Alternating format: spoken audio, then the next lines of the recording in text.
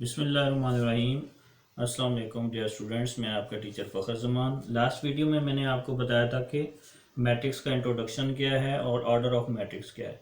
तो आज की वीडियो में मैं आपको इक्वल मैट्रिसेस और एक्सरसाइज 1.1 के बारे में बताऊंगा। तो लेट्स स्टार्ट करते हैं। Equal matrices.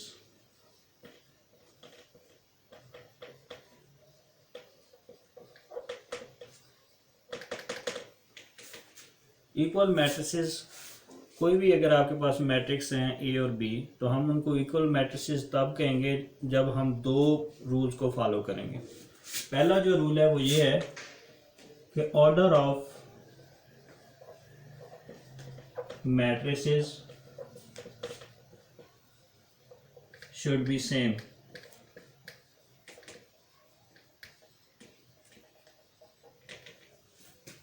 और दूसरा रूल जो है वो ये है कि द corresponding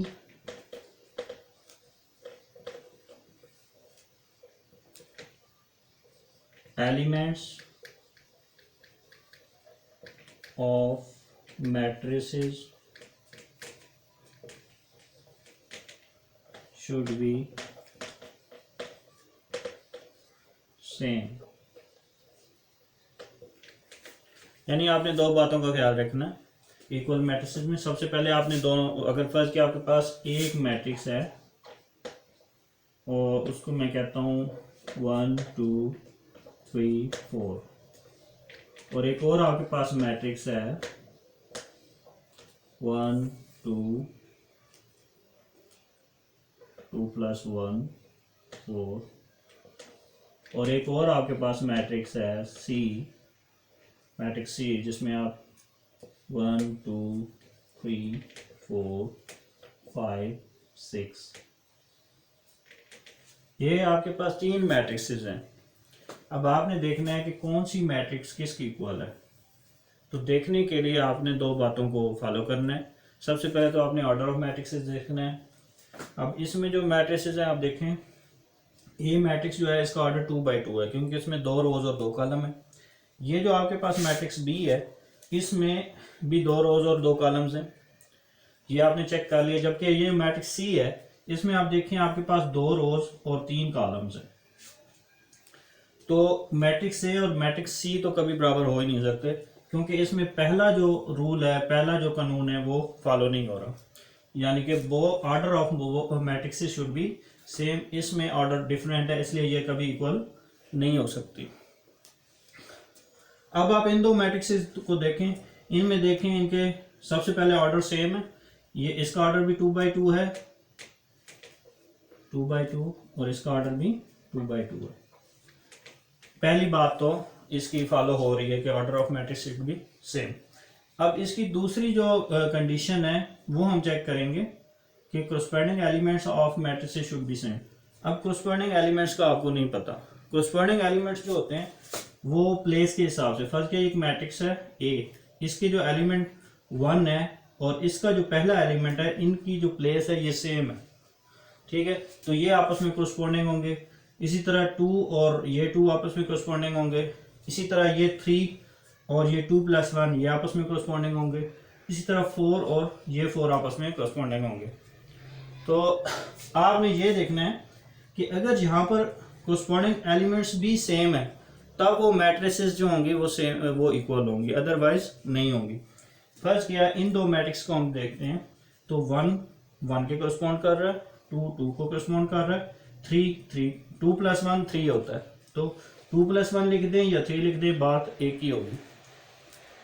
अब इसमें देखें ये भी 3 है और ये भी 3 है, ये 4 है और ये भी 4। इसका मतलब ए और बी जो मैट्रिक्सेस हैं ये आपस में इक्वल होंगे।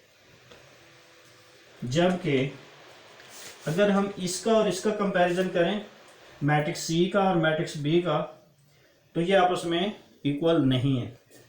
हम कह सकते हैं A matrix is not equal to matrix C and B matrix is not equal to matrix सी।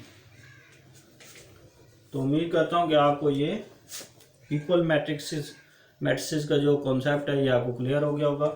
अब हम चलते हैं एक्सरसाइज की तरफ।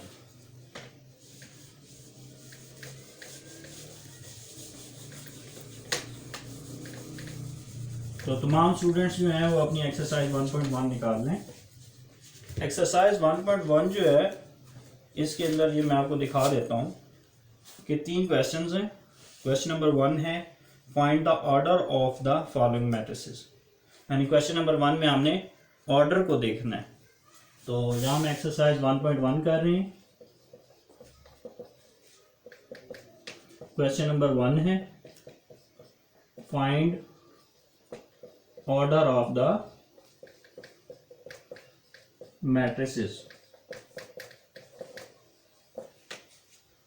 यहाँ ए पार्ट में लिखा हुआ है A is equal to matrix A is equal to 2 3 -5 6।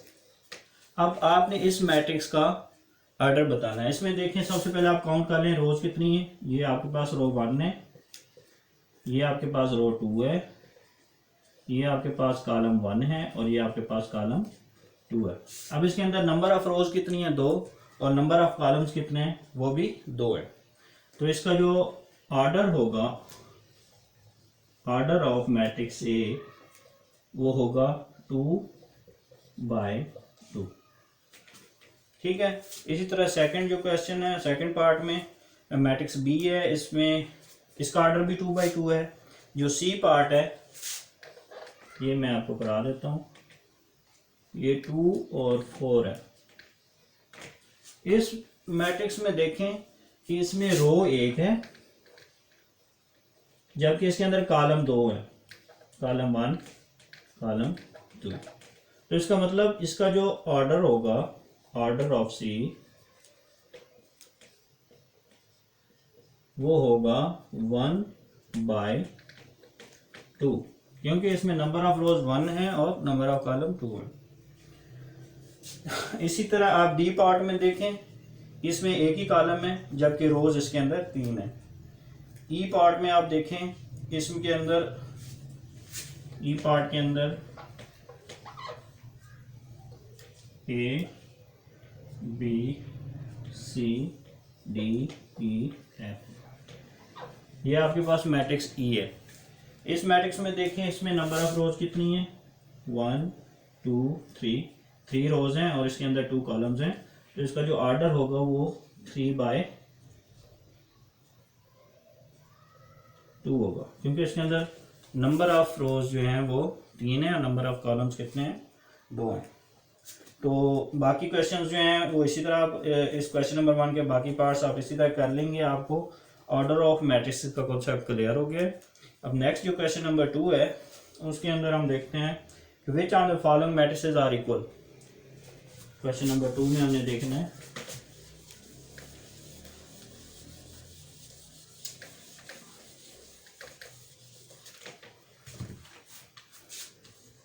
Which of the following matrices are equal.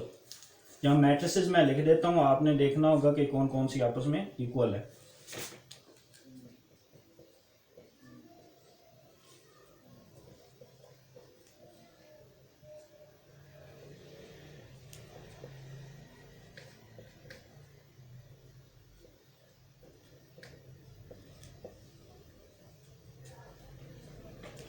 Pass D है 5 3, ई आपके पास है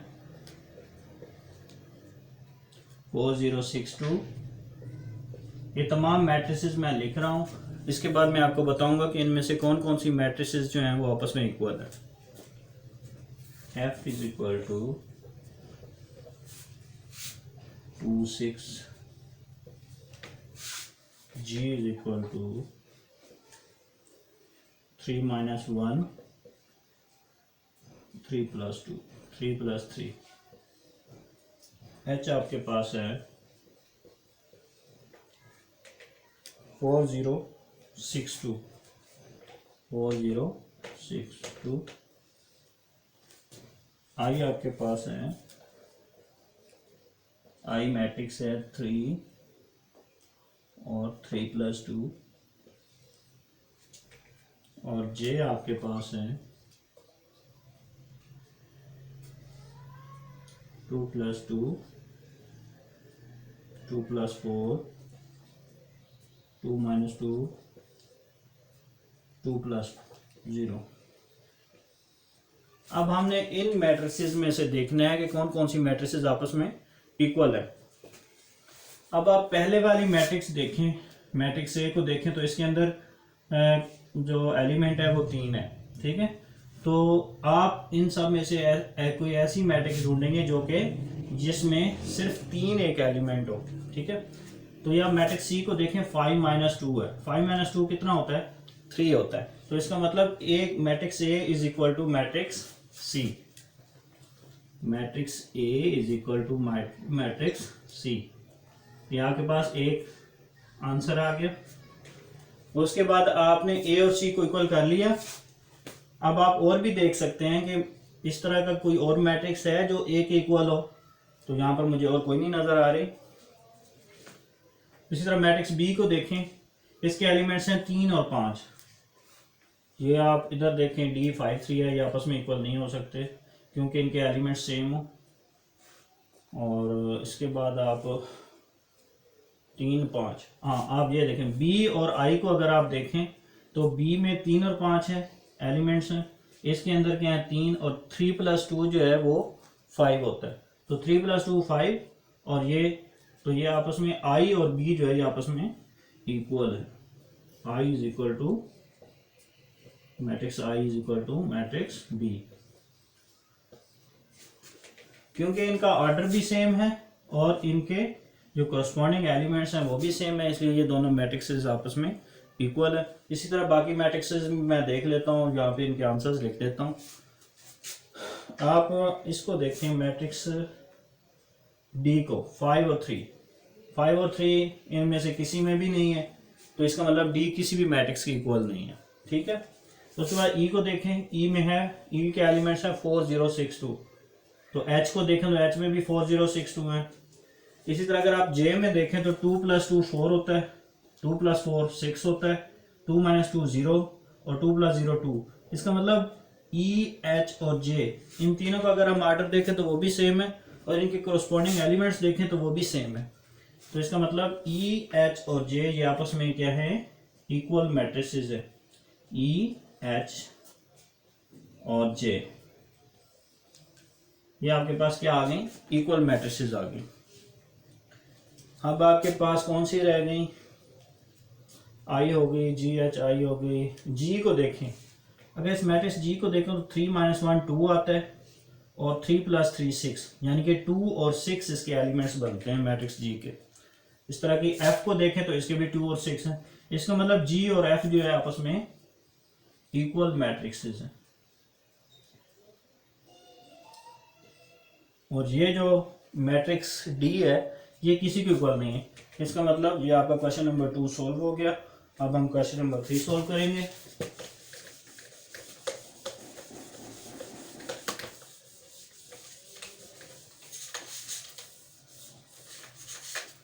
क्वेश्चन नंबर 3 जो है वो है find the value of A B C D which satisfy the matrix equation.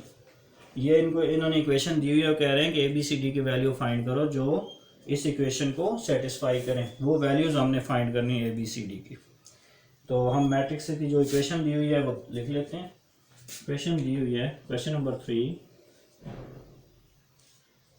A B C D, इनकी values हमने find करनी है, ठीक है।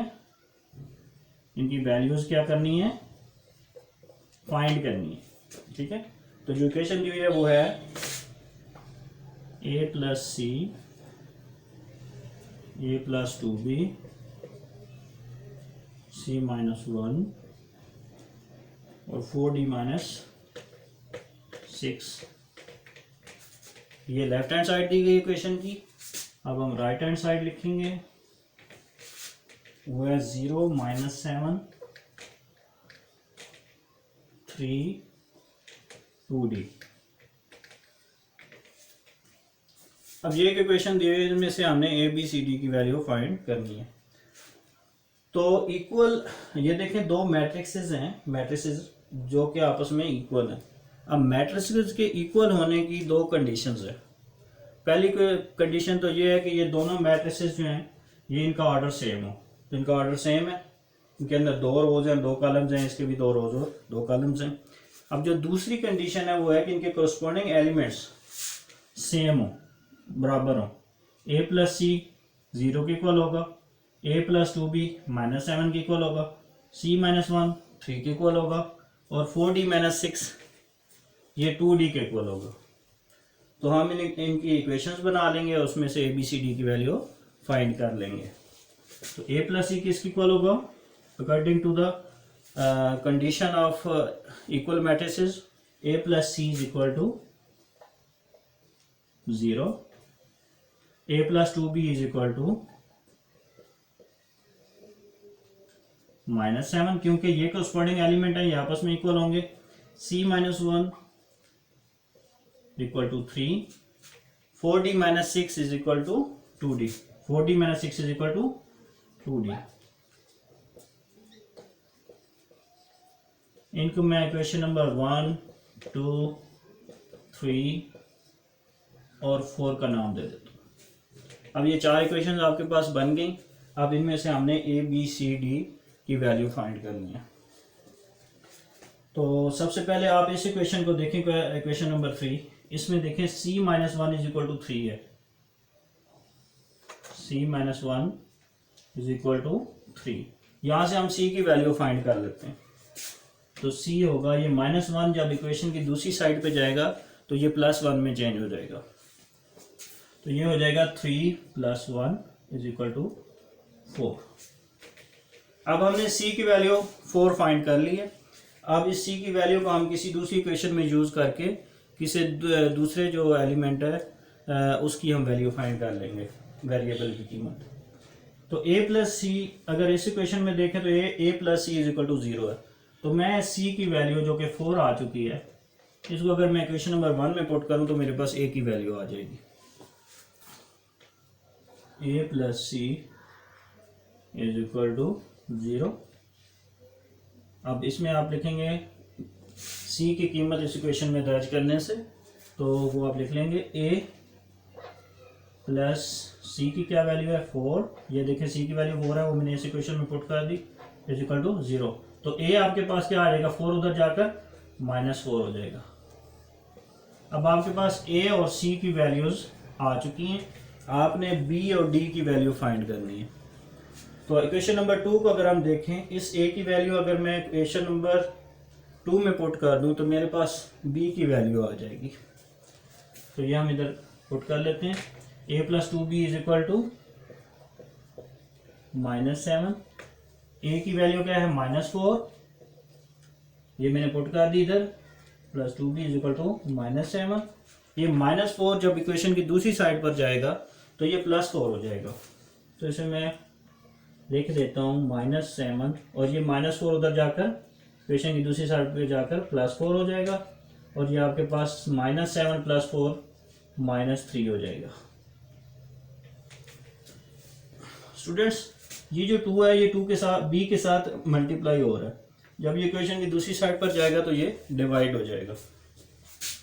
तो b की वैल्यू आ जाएगी -3/2। अब आपके पास a, c और b की वैल्यूज आ चुकी हैं। अब हम d वाली जो क्वेश्चन नंबर 4 है उसमें से हम d की वैल्यू फाइंड कर लेंगे। क्वेश्चन नंबर 4 है 4d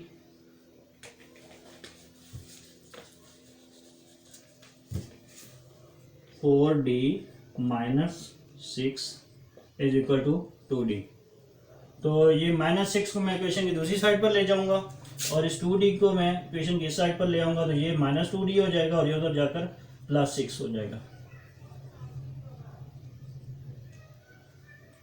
4d में से 2d को माइनस करेंगे तो बाकी 2d रह जाएगा। 2d इज इक्वल टू 6, यहाँ पर मैं लिख रहा हूँ 2d इज इक्वल टू 6। ये 2 जो है इक्वेशन की दूसरी साइड पर जाकर डिवाइड हो जाएगा, तो d की वैल्यू आ जाएगी आपके पास 6/2 इज इक्वल टू 3। तो ये आपके पास d की वैल्यू आ गई। तो डियर स्टूडेंट्स, अब हमारे पास ए बी सी और डी की चारों वैल्यूज आ चुकी हैं। यहाँ मैं अलहदा लिख देता हूँ इनको।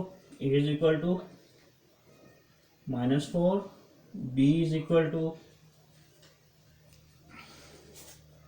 -3/2, C is equal to 4 and D is equal to 3। तो इस तरह ये आपने क्वेश्चन नंबर 3 अपना सोल्व कर लिया। हमारी एक्सरसाइज कंप्लीट हो गई है। उम्मीद करता हूँ कि आपको ये मेरी वीडियो अच्छी लगी होगी। अगर आपको मेरी वीडियो अच्छी लगी है तो चैनल को सब्सक्राइब करें, लाइक करें और हो सके तो शेयर करें। शुक्रिया, अल्लाह हाफिज़।